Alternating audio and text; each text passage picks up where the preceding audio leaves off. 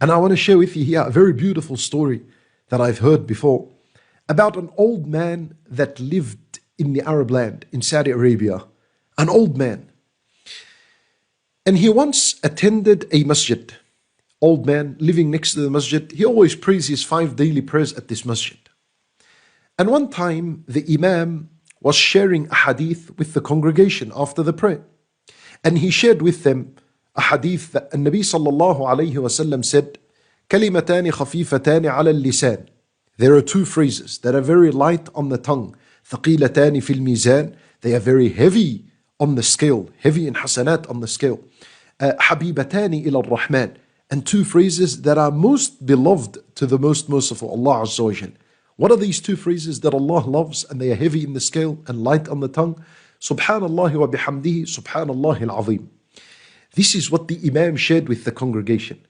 This old man, it was the very first time he ever heard this hadith in his life.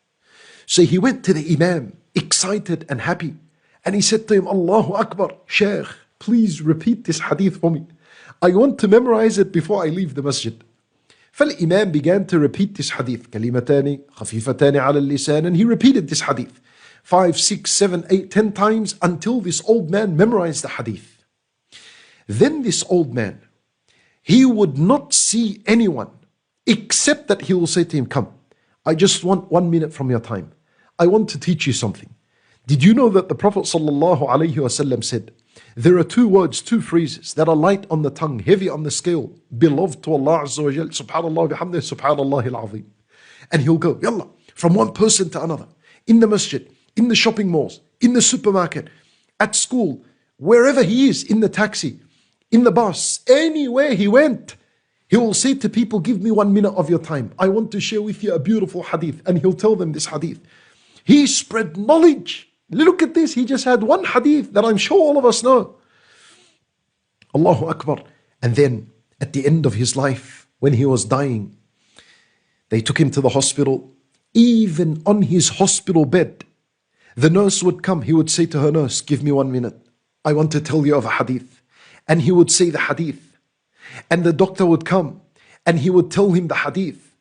And if these people did not understand Arabic, he would get a translator to translate the hadith for these people. And he died. Allahu Akbar. Imagine what kind of beneficial knowledge this person left and how much hasanat he is earning in his grave right now. For every single person who he taught this hadith and they continue to say Subhanallah wa bihamdihi in their life now. Every single person who says Subhanallah wa bihamdihi, Subhanallah al-Azim, that did not know about this hadith. And this old man had taught them or reminded them, they earn hasanat and he earns hasanat. What a powerful concept. Do not be stingy with knowledge you have.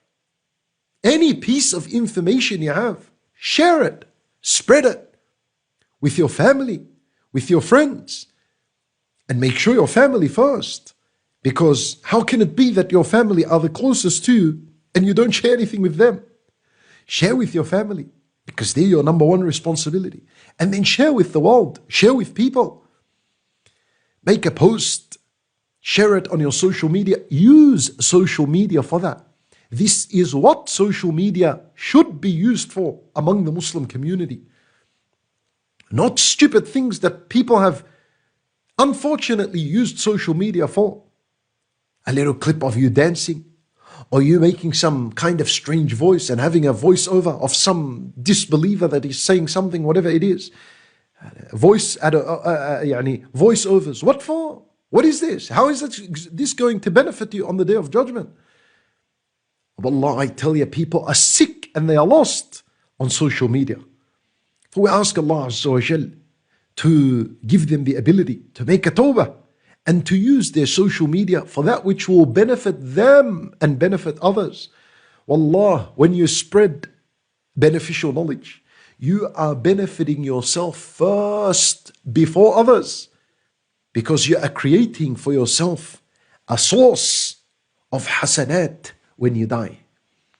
You're investing for yourself so that when you die, anyone who benefits from the from the beneficial knowledge that you spread. Anyone who benefits from it and applies it, you earn hasanat as you're alive and after your death.